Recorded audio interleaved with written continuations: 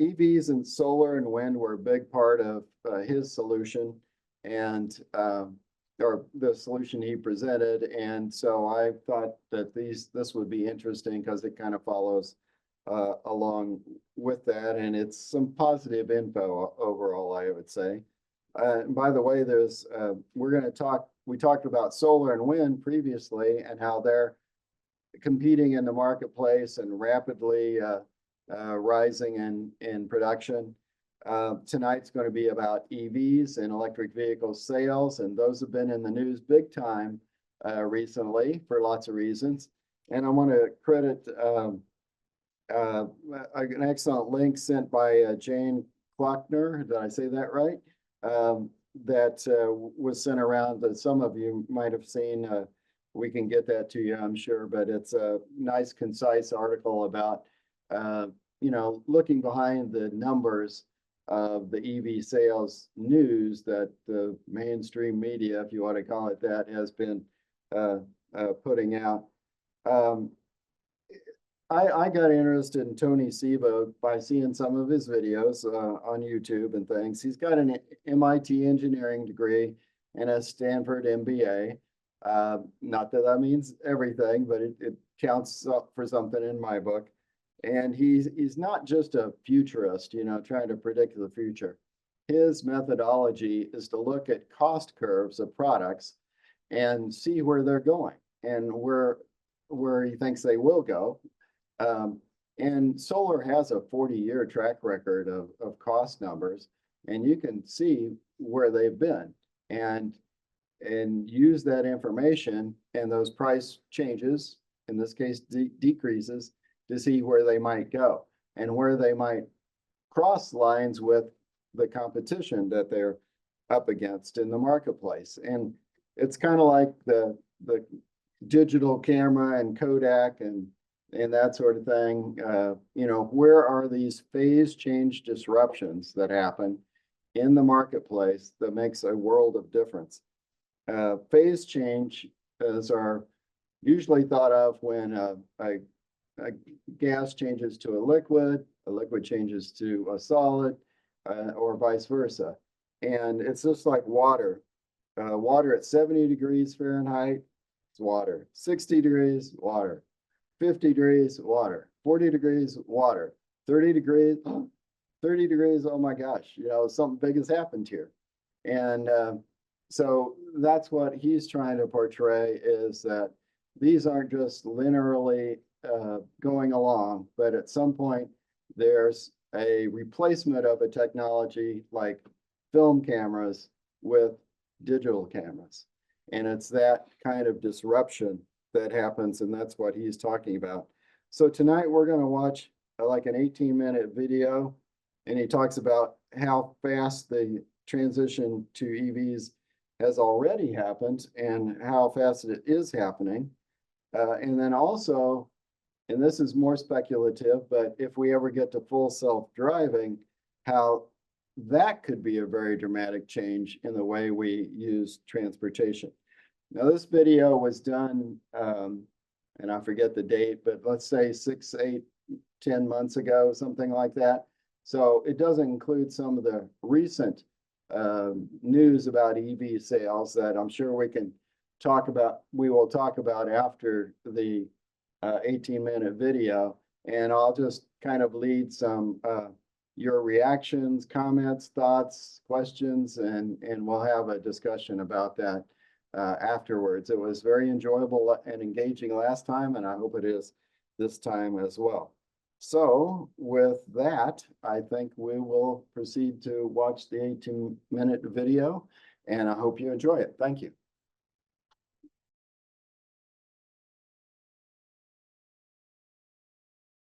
Let's talk about transportation. How is this disruption unfolding as we speak? So back to Clean Disruption, my book in 2014, this is the exact same cost curve that I published for 200 plus mile electric vehicles. And what I said was that over the next few years, the cost of a 200 mile, 200 plus mile electric vehicle is going to drop along this line. Not every EV, of course, there are going to be EVs in many categories, right? Luxury and so on, but the low end is going to go at that cost curve. Guess what? I was trolled. I was told, you are smoking something, right? And can I have some? But in fact, it's happening more or less exactly as I predicted. In fact, it may be happening even faster, despite COVID and despite many things that have happened because society has been pushed out of equilibrium. So, but think about it. Look at this cost curve and think about 2025 or 6. What the cost curve in clean disruption predicted was that the market would offer a 200 plus mile electric vehicle by 2025 for about $10,000. Think about it. When I made that prediction, EVs such as the Tesla Model S were $80,000, $100,000, $120,000. The idea that there would be an electric vehicle that was $10,000 ever, right? A tenth of the cost of Tesla Model S at the time was just considered insane. And guess what? Geely announced it. Geely announced a new SUV, 200 mile, precisely as I predicted, for less than $10,000. It's a 4-meter long SUV. I mean, this is a middle class SUV. And it's happening even faster than I predicted. And even in 2014, the mainstream thought that this would happen in the 2040s, not 2020s, right? 2040s. The mainstream was wrong by about 20 to 30 years. Cost curves are like gravity, right? I don't care what your opinion of gravity is.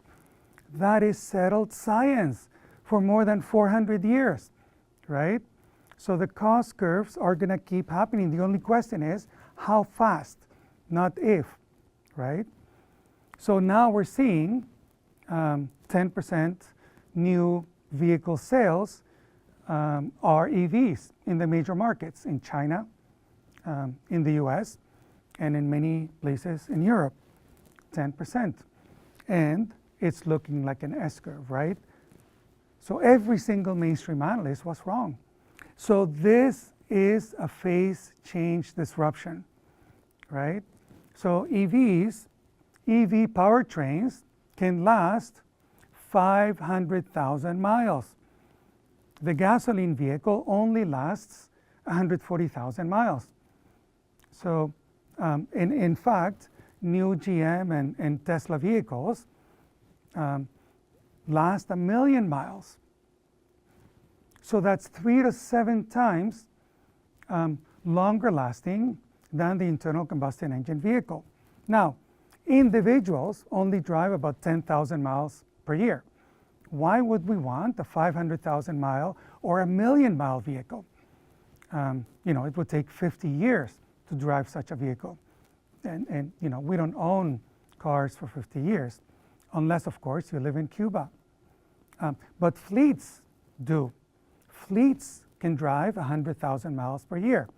So over 5 years, a fleet car, whether it's a Hertz or Amazon or Uber, over 5 years, they can drive 500,000 miles, which means that over 5 years, they would need 1 electric vehicle or 3 internal combustion engine cars.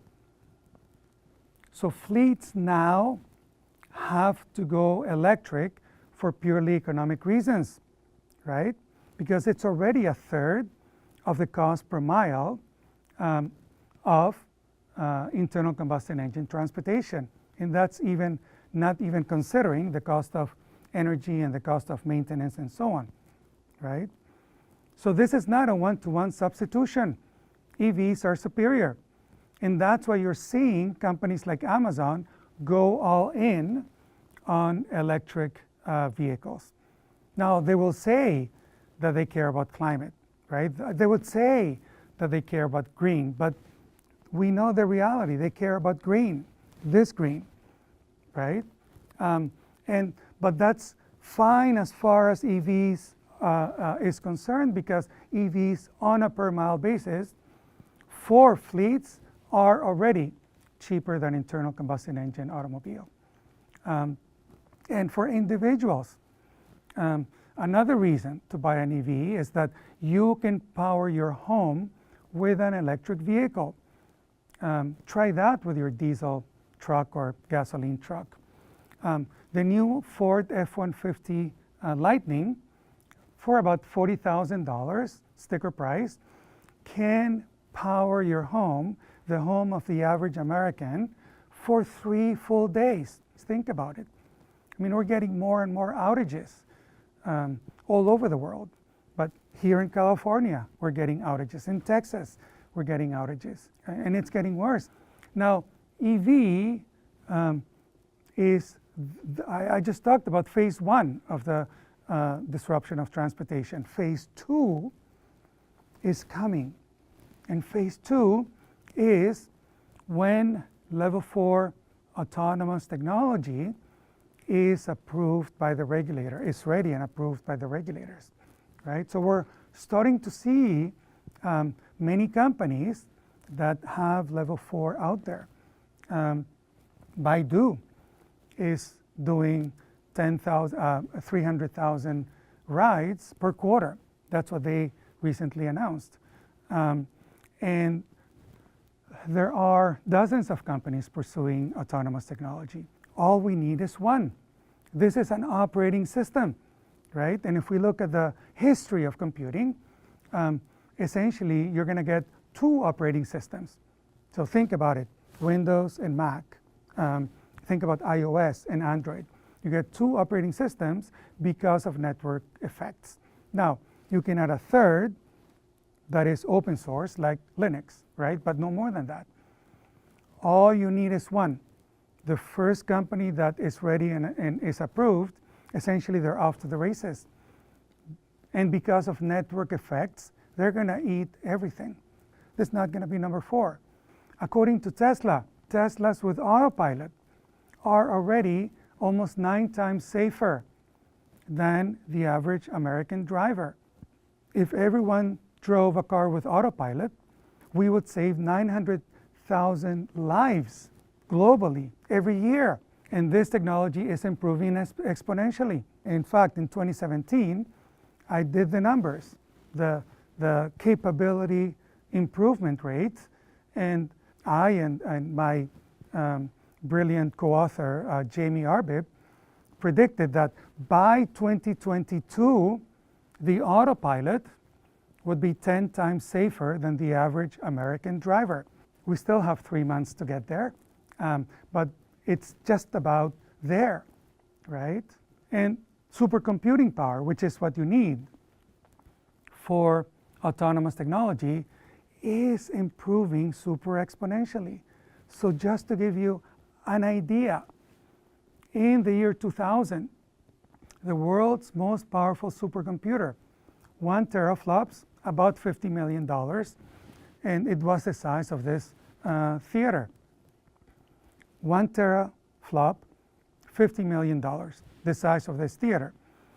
By 2016, an 8 teraflops GPU cost $600, and you could hold it in your hands, right? That's a 650,000 time improvement in just 16 years. That's how quickly supercomputing is improving in cost and capability. And in fact, if you buy an iPhone, a new iPhone or iPad, it includes a GPU, a 15 tera operations per second GPU, 15 for free. And AI is improving double exponentially, not just exponentially. Hardware is improving exponentially, software is improving exponentially, AI is improving double exponentially. So over this weekend, I designed what looks like a painting, right? Using an AI called Midjourney. And I essentially told the AI to paint San Francisco with Denali, Alaska, in the background with, starry sky and so on. And this is what it came up with. I did this in minutes, right? From beginning to end.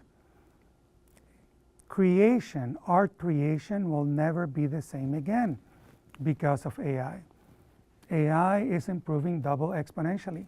Anyone who tells you that we're not going to see level 4 autonomy over the next few years essentially is not looking at the evidence, right? So phase 2, the real disruption of transportation, is what we call transportation as a service, or TaaS.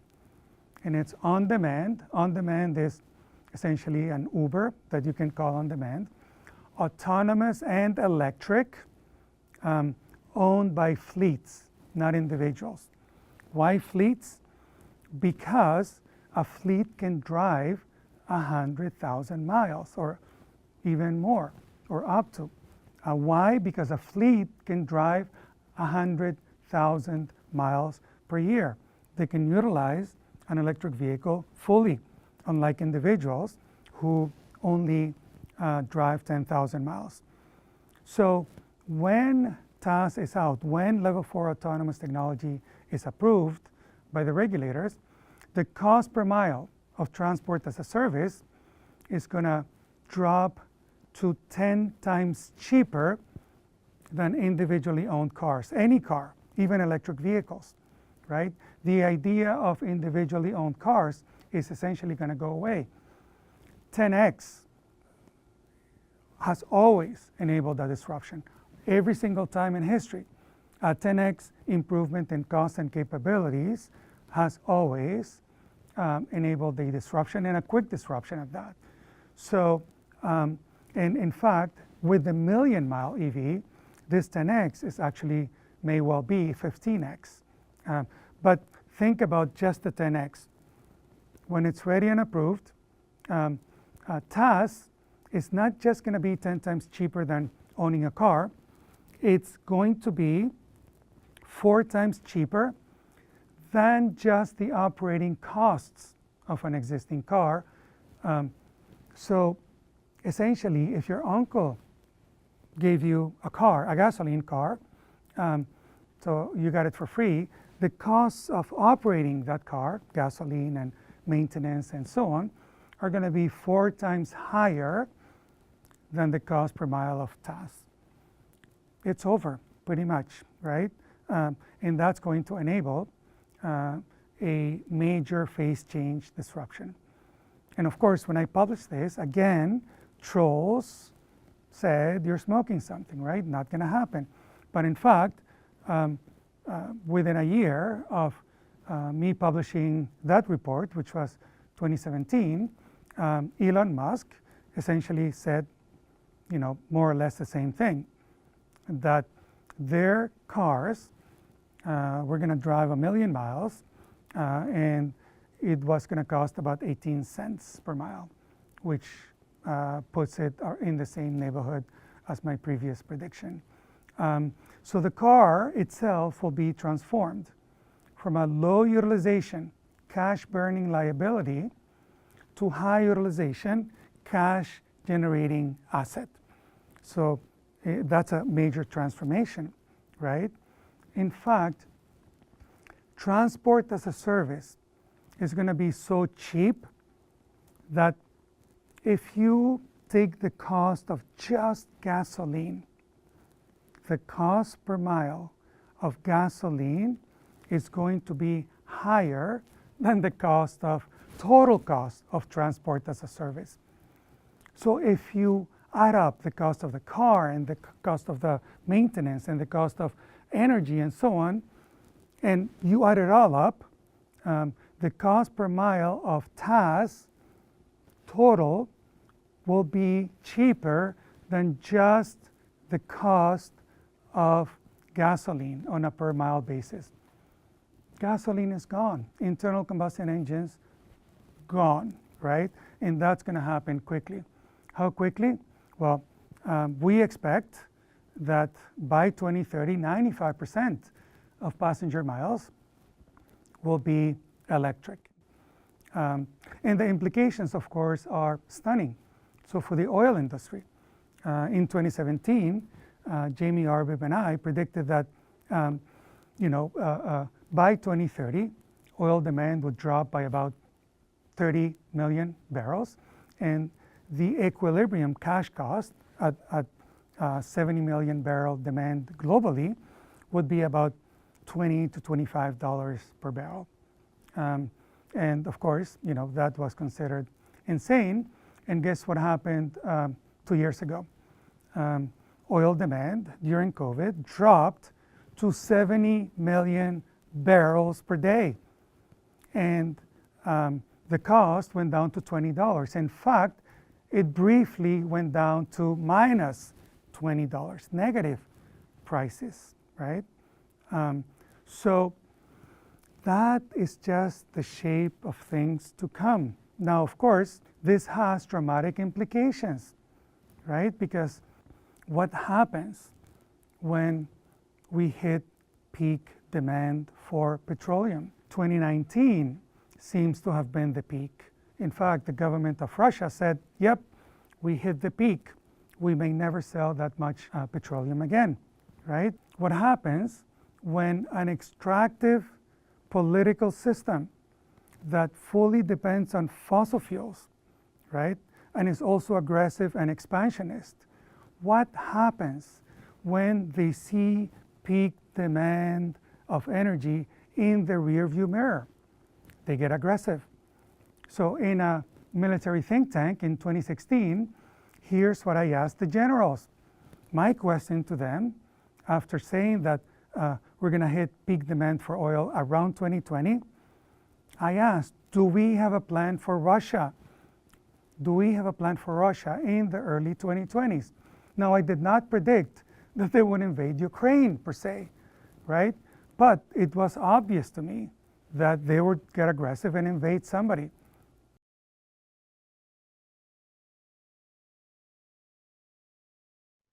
What plans is the government making for these kind of transitions? Is it being taken seriously at U.S. governmental levels? Because boy, the implications are not only that you'll have very cheap cars, but you'll have a lot fewer of them.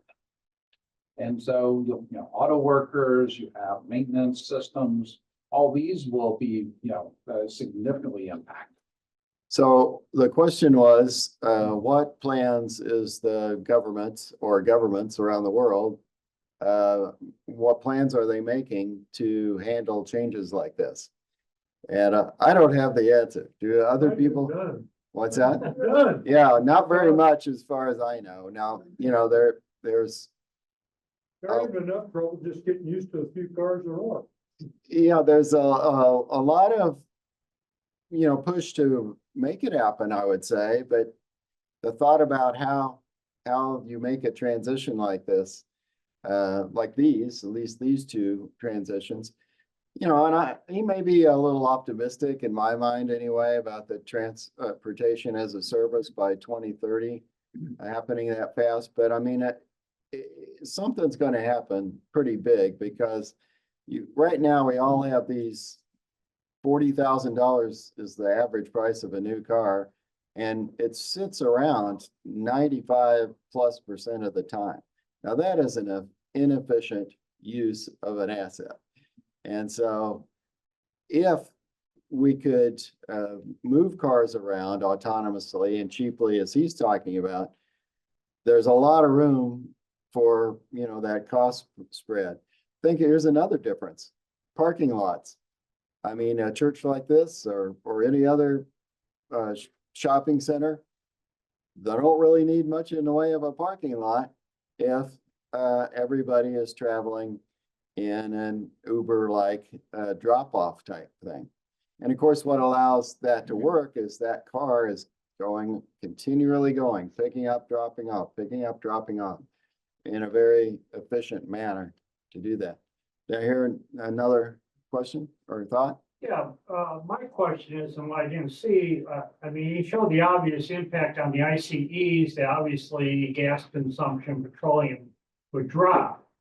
But all the energy for the EVs have to come from somewhere, and right now, they're a small enough percentage that its impact on power grids or whatever doesn't seem to be doing that much.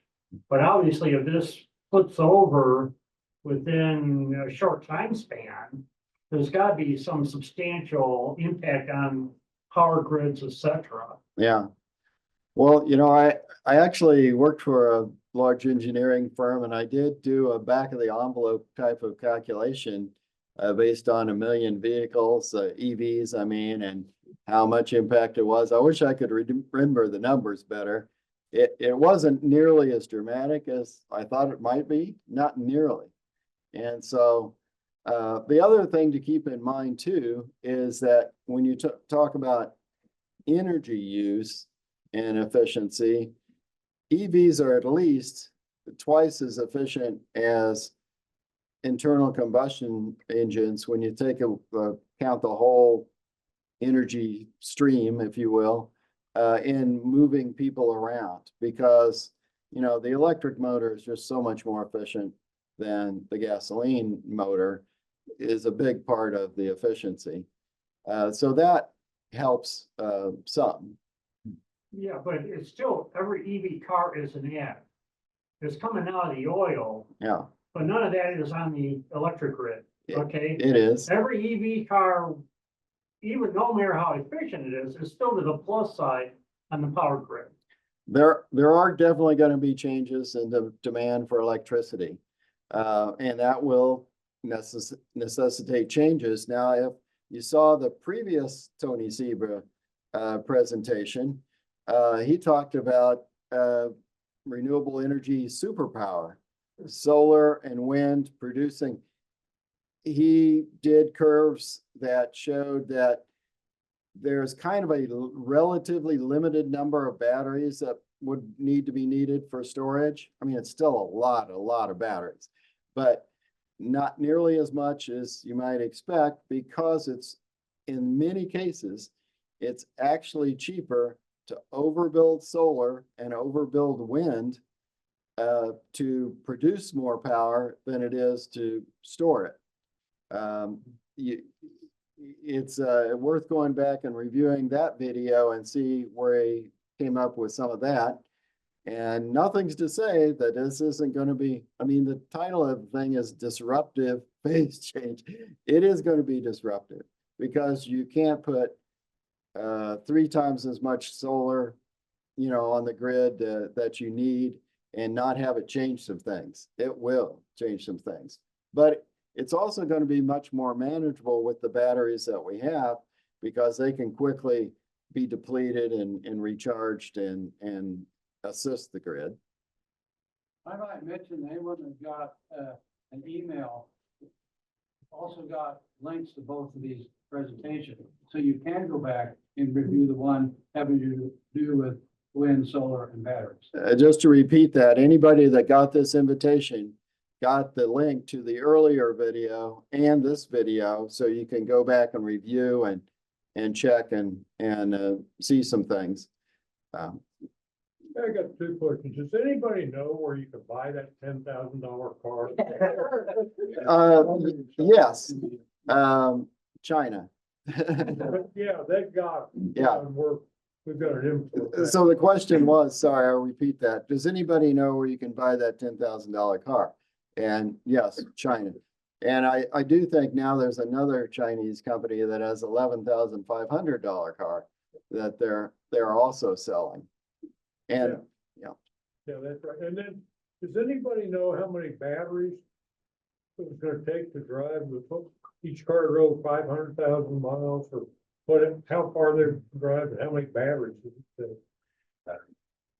how long will the batteries, will they last the 100,000 miles? Yeah, does he have them going up some skyrocketing curve too? Or is it gonna last 500,000 miles or something? No, I don't know that he's done much on battery longevity. Yeah. You know, that is a concern, of course, and it's also a concern because we kind of keep changing battery technologies, which is a good thing, and it's also, you know, creates issues. Yeah. I mean, in fact, I've got something here on the battery density learning curve, which I don't have any charts to show you or anything, but it's kind of like creating new microchips. They get more efficient, and there's Moore's law, and people understand that better than I do. But the battery density learning curve is something that they use. How much each year, how much more energy are we able to pack into a battery, you know, as the years go by? And kind of the recent history has been 7% per year improvement.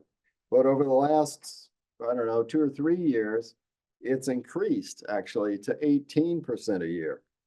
And what that means is, of course, if you can do that every year keep doing that every year, you know, you're soon doubling and that sort of thing. And what that means is then you're having the mineral requirements, you're having the mineral cost, and you're doubling the EV range because you're putting a lighter, smaller battery in each EV, which is also less costly and driving costs down. It's a virtuous circle. If you can shrink that battery, you're shrinking the weight, you're shrinking the most costly part of that electric vehicle. How about public transportation, like airplanes, trains, you know, that sort of thing? I mean, are they gonna replace those with electric too? And Well, yes and no, I would say. The question is, what about other forms of public transportation like airplanes, trains, and that sort of thing? I think in general, those are going to be much harder. If we go with aviation a little bit, I mean, there's already small electric aircraft, also vertical takeoff and landing aircraft, but they're very small, single engine trainers and things like that. And really the batteries will never have the energy density of, you know, a liquid petroleum fuel, just never. The question is, will they have enough energy density to meet certain markets and beat liquid petroleum products in certain markets? Like that trainer, for instance. One of the main costs of training new pilots is you got to put them in the air and have them fly this thing quite a bit. And the cost of that is a certain high number. But if you drop the fuel costs down to a third of what it was, it helps that a lot and makes that a lot cheaper. One more thing before I get to is on this battery energy density. That is really what is needed to move into some of those markets more and more. And we aren't there yet for, you know, 737 jets or anything like that by any means. No, we are not. But we are in some of the smaller craft, and it's getting higher energy densities all the time. And, you know, it's also might enable hybrid craft where you'd have some powered with, you know, just like a hybrid vehicle, might have some liquid petroleum products on board and some batteries. They might use the batteries in certain parts of the flight versus the other. I've seen some things on that. So it's going to be very interesting. So I saw your hand. Well, just I have part of an answer to him. It's on 2 parts. One, I have 42 years in aerospace, but you already answered, you know, commercial aircraft would be way next to impossible or way down the road. And a hybrid might be an answer.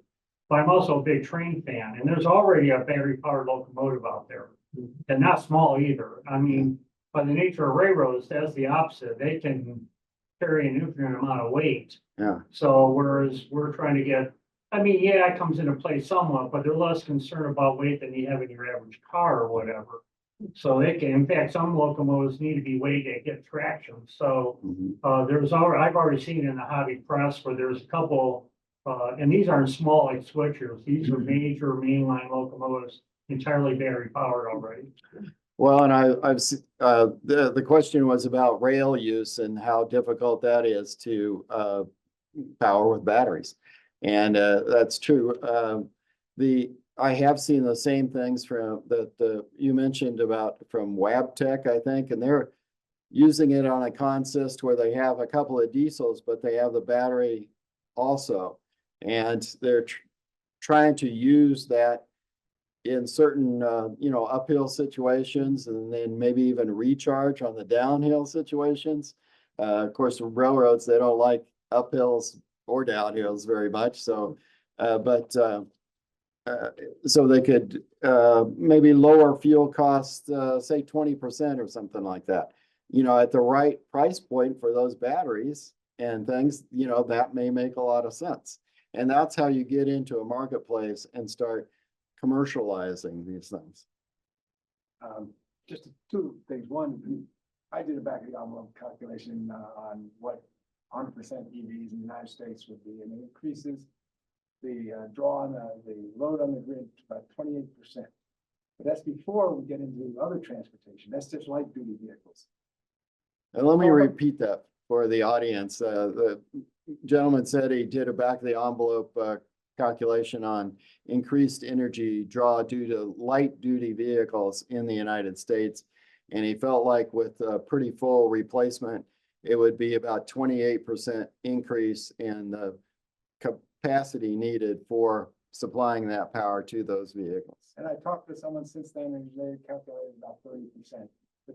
But now we talk about the concept of going to net zero is, all right, now you've got rail, but it's the concept is not to go battery operated on rail. The concept is electrify the rail. We have electric trains now, and the amount of infrastructure change and the cost would be so much cheaper just to electrify the rail rather than use batteries. For airplanes, the concept, and I'm skeptical on this, the net zero on airplanes is to produce a clean fuel, some kind of biofuel or hydrogen fuel or something else. I really think my own personal thing is we don't have to go to exactly zero, and airplanes may be the last of our concern, but still the infrastructure changes are going to be enormous. You're going to have to, we have 120,000 miles of transmission grid right now in the United States, and that's not enough. Now, what we're doing, we're going to have to double or maybe even triple the grid. And you can't do it by 2028. I'm not a fan of Tony here.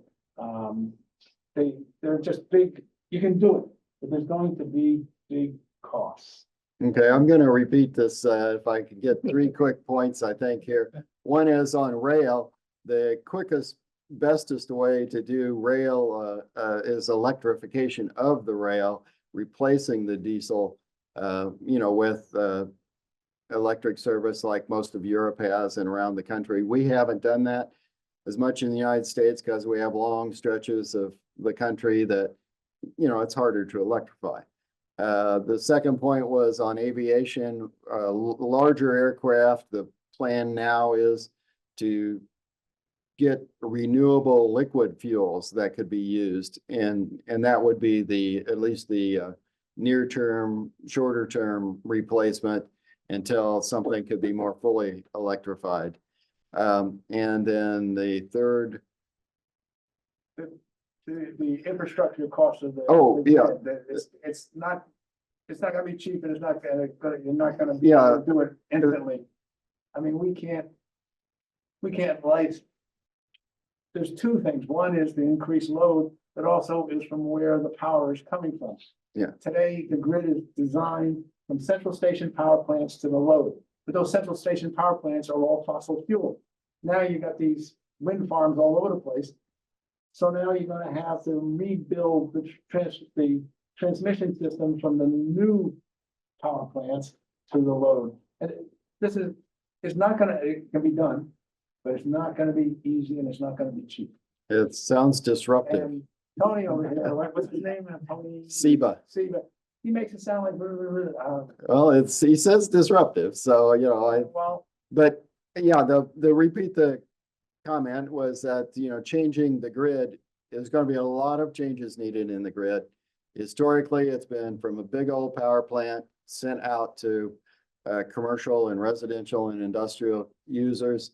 And that's it. Now we're talking about a two-way grid where some of those customers are producing power and it's feeding into a network, and that's different. Not only that, but we locate coal and nuclear and other plants in certain locations. Well, now we're talking about wind and solar in all kinds of other locations. And so these are changes and they have to be paid for, and Well, here's an example. it takes time. We don't have enough. We got lots of wind in western Kansas, but no load out there. So you gotta send the power somewhere. And there's a big project, it's got the name Prairie something. Grain Belt Express. Grain Belt, that's it. They don't have the transmission lines to send to the load. And what they want to do is build a new transmission line to Illinois, where they've got lots of load. And then Missouri had a big problem with it. They held it up for 3 years. Missouri finally made a deal. If they got half the power, they let them put the transmission line through Missouri. Just that one series of wind power plants out there, the new transmission lines costing $1 billion. That's just one little example. And so now if you're gonna increase, you gotta do all of power by solar and wind, there's gonna be big costs. Now, I don't wanna say that we can't do it, and if to do climate change, we're gonna have to do something. But Mhm. Yeah, I mean, this changing our system to prevent climate change is I'm not very fun at parties, but is difficult, and it brings up the Grain Belt Express, which is a transmission line that runs from western Kansas to Illinois, basically, and it costs $1 billion according to an estimate. And I guess my spin on that would be whether that is not going to be paid for, by local customers in Kansas or anywhere else. That's paid for because that wind power is so cheap that the wind power and the transmission line is still cheaper than what those folks would be paying for other forms of power. So it is a lot of money and it has to be financed, but it also takes a lot of time. And that's an excellent point that, it's one thing to change, your Kodak to a cell phone or your flip phone to a phone like we have today, but that can happen very quickly. Changes in the distribution grid and all these other things, they are going to be disruptive. And even cars, of course you can go in and trade your car in and it switches pretty fast, but the transportation as a service thing, that's going to take a little bit of time, a little bit more than just switching from a flip phone to what we have today, for instance, I think. Now let's look at some of the questions. Oh, okay. There's like an interesting comment on the chat there, I thought. I can't read it. Well, maybe I'll get here. They can all see it on the line. So Okay, which one are we talking about? Somebody Lower tell right corner. me. this one here. While I Yeah. agree, in Tony Seba's forecast with the trends, I disagree with his timeline. Since his talk, EVs has surplus inventory, autonomous driving trials have been stopped, are restricted, and Russian oil sales have reached all-time highs. Change in material goods can take longer than electronic goods. Yeah, they're good. I'm glad I brought that up just before I saw that. Yeah, so I agree with everything that the commenter says. I would say that if you're concerned about the EV, some of the inventory things, there's a lot going on here. So it's hard to capsulize in small things. I would say that if we look at three, what do you call them? 3 stages or 3 iterations of vehicles, electric vehicles. We had the compliance cars where companies were just throwing some batteries in the trunk, like the one I drive, but still, and, you know, calling it good, and that was an electric vehicle, and so they're getting some credit for that. Then there's, I would say, the stage two ones that, you know, and I would put the Mustang Mach-E Ford, the F-150 Ford, virtually all the legacy automaker vehicles that are out there now are stage two. It's a step above what they were doing. They're using a kind of a skateboard design where they're putting EV batteries in the, you know, underneath the seats and getting it out of the way of other things. They're starting to be a little smarter about the weight, but mostly not, frankly. Their manufacturing techniques do not take advantage of any of the advantages that EVs could offer. And then there's Tesla and probably a couple of Chinese automakers.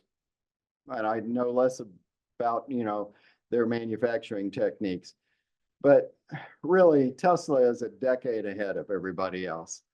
And they're doing things that the legacy automakers have not done yet. Doesn't mean they aren't going to do them. Ford's building a new plant, Blue Oval City in Tennessee, I believe, and a battery plants in Kentucky, and then battery plants in Tennessee, I think. You know, there's other companies building new plants. We'll see how they do that. And see if they take advantage of some of these manufacturing techniques that they could be taking advantage of. But, you know, they're behind, and it's going to be hard to catch up because they have a lot of assets that they don't want to just throw away. Was there anything else in there that needs responding to or thoughts? There's one about this cost curve.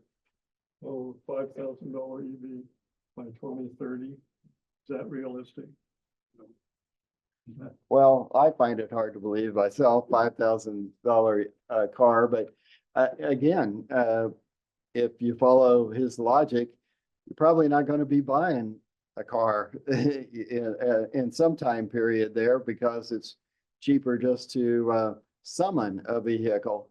And the other beauty of that is you can summon the vehicle you want. If you're taking your whole big family out, you can get a minivan. If you're just going to get a loaf of bread, you can summon a small vehicle. So, you know, I think another thing that gets forgotten is in the count of how many electric vehicles there are in the world.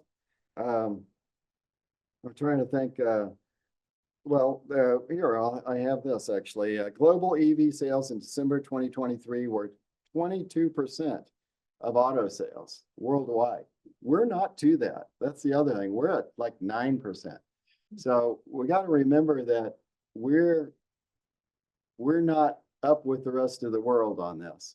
The other thing to remember is the Chinese auto market is 3 times the American auto market. So 3 times the population at least. yeah, and there's a lot of them that haven't had a car or want a car and want a second car or whatever. And so they're growing very quickly. And so that the increase, yeah, it's up to 23% in December of 2023. So sales are increasing. What the media has been reporting is the rate of the increase has slowed. And so it's hard to explain, but when you're starting up a ramp curve, you can't keep increasing the rate of increase forever. You know, the sales can still be 20% more than last year and 20% more than last year, and that's pretty dang amazing, but the rate of increase didn't change in what I just told you. Sorry, son. One of the big disruptions I see in transportation coming now, it doesn't matter if it's going to be real soon or way off.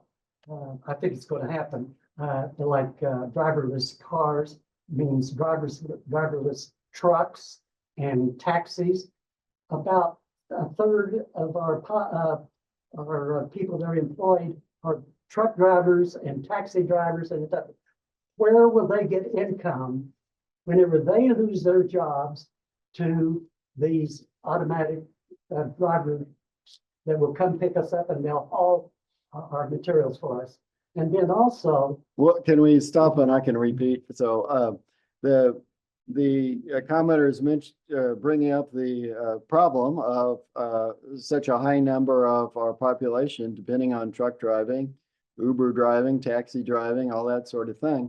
And so, where are these people going to work if they aren't doing that? And I think that again gets back to the disruptive part of this thing. He didn't say it's going to be pretty. It may make things better from a climate change aspect, but the social aspect of this also has to be dealt with, or there will be big time blowout. Did you have a second part to your? we're just now beginning to use quantum computing, and it's predicted within 5 years that it will computing that we know now will be 1,000 times faster than it is now. And that's going to solve a lot of our energy problems. If when you get into that type of computing, it's going to be so much smarter than any one of us, and it's going to be able to analyze just mammoth amounts of information and come out with solvable problems for us. So the comment was about the power of quantum computing, and I would say AI as well, but and it is solving big problems that we can't even dream of today. And one of those things is logistics and this transportation as a service. How do you manage all these vehicles trying to go around picking up all these people? And certainly what would enable that efficiently is this computing power that we're talking about here. Yeah, Jerry? What are your thoughts about recycling depleting all these batteries? Recycling all these depleted batteries? What are thoughts on recycling depleted batteries? And it's already happening. It's happening pretty big time. We already have a battery replacement and repair and I guess you'd call it recycling thing here on 635 Shawnee Drive. They take batteries in, repair them, replace them. They ship them off somewhere else if it's more needed. And then companies like I want to say Redmond or Redwood. What? Redwood. Thank you. That is a Tesla board member started that company, and there are other recycling companies. Really, these materials you have these rich materials in concentrated form. Why wouldn't you want to go there and grab those materials rather than go out in a mine somewhere, who knows where, and try and get them? I mean, again, these are estimates and everything.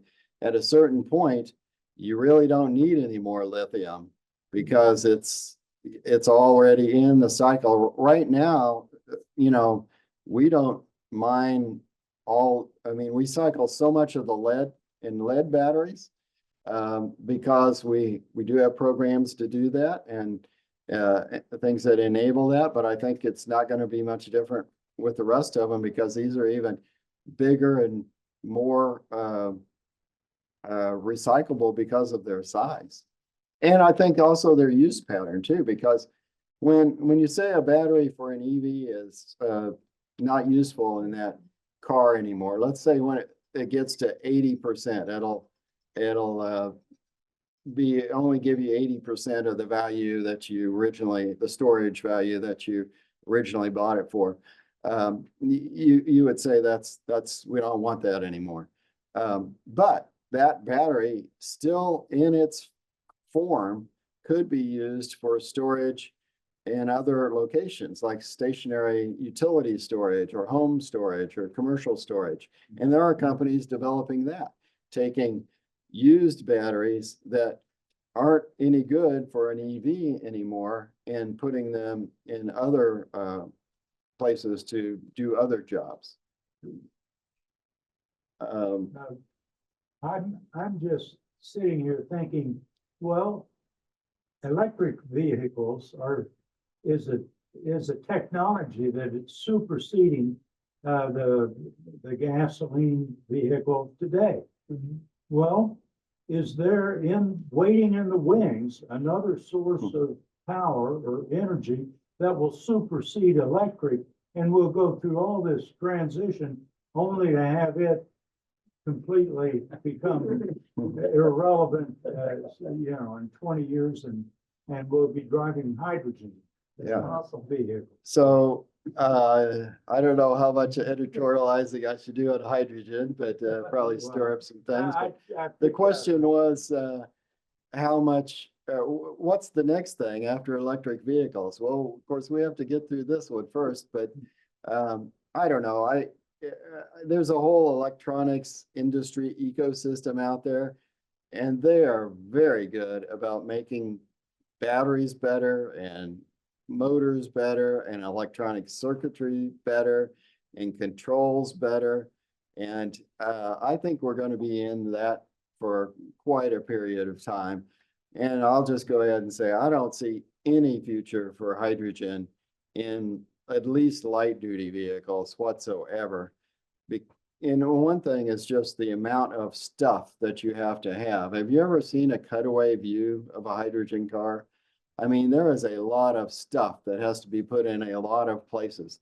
It doesn't compare to the skateboard flat design where the battery and the motors are completely out of the designer's way to do whatever they want to with the rest of the cabin and the rest of the vehicle.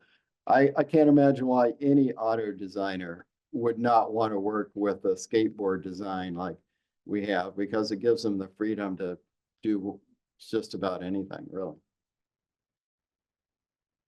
Other thoughts, questions, comments? One more? In eastern Oklahoma, they came up with an idea that's sort of like a battery. We have several lakes in eastern Oklahoma. I'm in Oklahoma, and they dammed up high up in the hills an area and pumped water during the day whenever the solar and the water was coming out of this low dam. I mean, the water was coming out making electricity. And during the daytime, when all that was happening, they pump water up into this reservoir that they can't get rainwater, et cetera. It's no runoff up there. It's just, and they pump up during the day when they have electricity. And then at night, it runs, Yeah. what do you call them? Turbines, and it makes electricity. And that's sort of like a battery. It is a battery, yeah, and that's what we're using it for anyway. It's, Gravity battery. yeah, it's the comment is on pumped hydro storage, and you pump water up when you have a surplus of power, usually at night, and then you let it come back down again when you need that power at peak times. And it's great because it's relatively cheap. It's clean, obviously. It's pretty efficient. And, the problem is that it's limited by geography. You have to have a place where you have a high spot and a low spot. And I will go ahead and say that I had one of the nuclear guys at the engineering firm I worked at say when I did something about, pumped hydro. Anyway, they said, back in the day when we were building all these nuclear plants, we build all these pumped hydro plants to make them feasible because, the nuclear plants made too much power at night and it really didn't follow load. So we had to do something with that power. And that's what we did to enable. So, I mean, really to me, that sounds like the same kind of problem we're trying to solve with solar and wind. And all of these power sources can produce power at times when they're not really needed. And how do you manage that? I've heard that like in Western Kansas where it's flat, you can take power and create underground pressure. like a piston, and then when you need it, the piston pushes back out due to the pressure and generates electricity. Right, there's, On demand. the comment was based on compressed air storage, which is something that the big engineering companies have all looked at. And basically you have what amounts to a turbine generator near a cavern where you can, underground cavern where it can pump in air and pressurize it and then release that air at another time when you need the power more. Now, there are losses to all these energy storage methods, but if the value of that power is enough when you really need it, then it's worthwhile economically. And that's one thing I'd also say in our area here, we have just about the cheapest, most dependable power on the planet. I mean, seriously, I know we complain about our bills or whatever. The people on our own coasts are paying 2-3 times what we're paying. The people on islands, other parts of the world easily pay 2, 3, 4 more times what. Electricity is so valuable and so important and so useful that, you know, we have a heck of a deal here and we're kind of spoiled and we kind of are used to that. One of the problems with this area, we've had cheap fossil fuel for so long, we haven't had to develop our solar and wind. Now that we've had a few embargoes and stuff and realized that things can cost a lot and you can get blindsided by the price of filling up your car. And it's here, let's use it. Yeah, the comment was about, you know, we've had cheap prices for quite a long time here on fossil fuel prices. And so we haven't felt the need to really, you know, switch. Of course, a lot of the folks in this room and on the audience would say, you know, climate change is the reason we need to do it. But also, I would say health emission, you know, public health and emissions from that are also a compelling reason. But yeah, we haven't been forced to do it economically, but people talk about EV range anxiety, you know, do you have enough? Are you gonna run out and all that stuff? I don't know many people that have an electric car that have much of the way of range anxiety, even with the kind of haphazard charging setup that we have now. I would say what most people in America suffer with is a fossil fuel price anxiety. And that is, you don't know what the gasoline price is going to be until you pull up to the pump. You don't know what it's going to be next year. You don't know what it's going to be a month from now. You don't know what world event is going to impact something like that. And it's a similar story with natural gas. I mean, just a couple of winters ago, we all paid just a small fortune for a couple of weeks of natural gas. So that creates some anxiety too, I would say.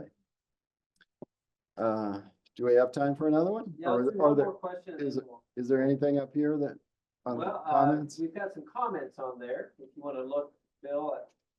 Oh, there's. Let's see. There's just one that popped up there.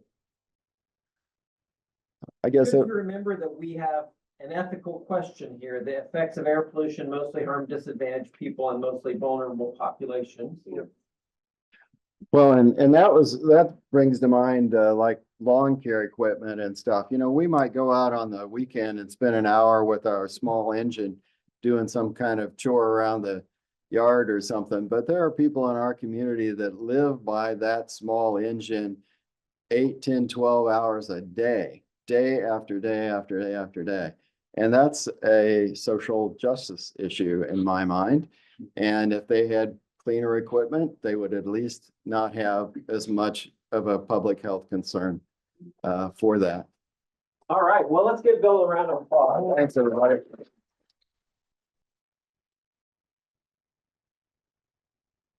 I'm sure we could stick around all night and continue to have conversation, but we want to respect your time and allow you to get home. Thanks for coming tonight.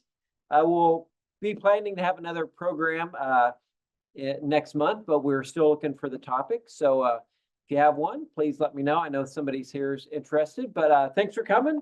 Thanks for zooming in and have a great night. There is a possibility of having do this hosting during a session on Monday night, March 25th. You're on the ball. We're talking about that. Sure. Yeah. I was a delegate. Okay, great. I don't have a chair. And I wrote a rather large report on it. Okay. And I make that into a presentation. Okay, that'd be great.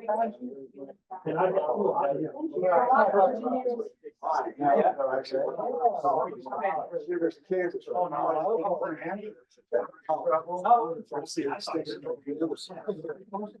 Well, kind of saw the format. Usually from 7 to 8:30, so an hour and a half. If you wanted, if Bill's doing part two, he's in. Split it up. We do Zoom and stuff, so.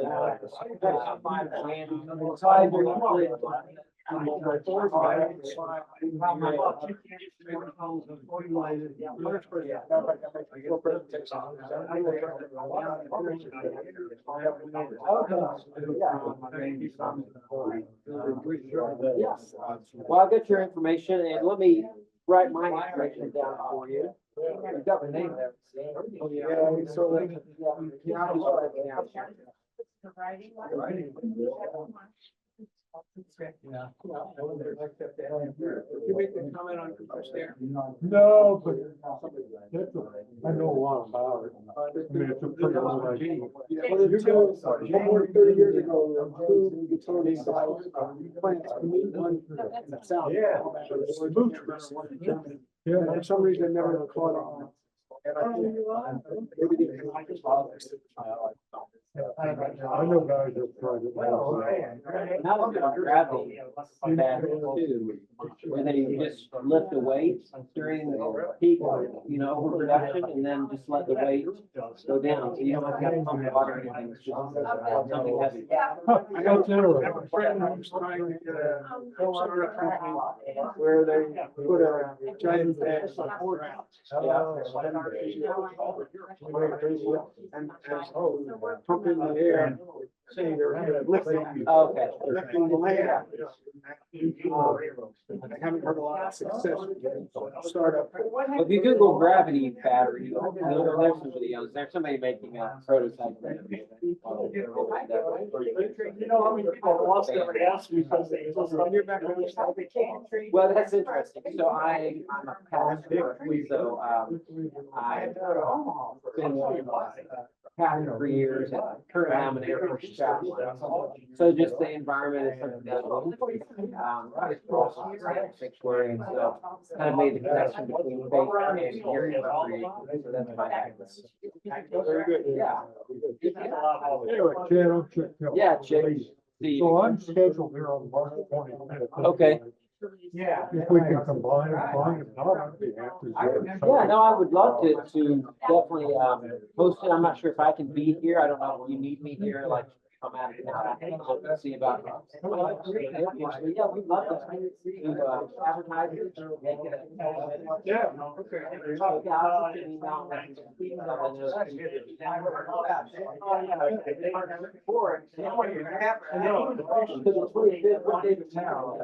Yeah, I'll send you an email. That makes sense, yeah. Oh, yeah, we're gonna do it. Look at my calendar, but it. Yeah. We didn't move her against the room reserve. Oh, yeah. There No, goes. so that's like the- Yeah, no, it's gonna go down. Yeah, please. Bring me to the floor, so, oh, yeah, they'll go. That night.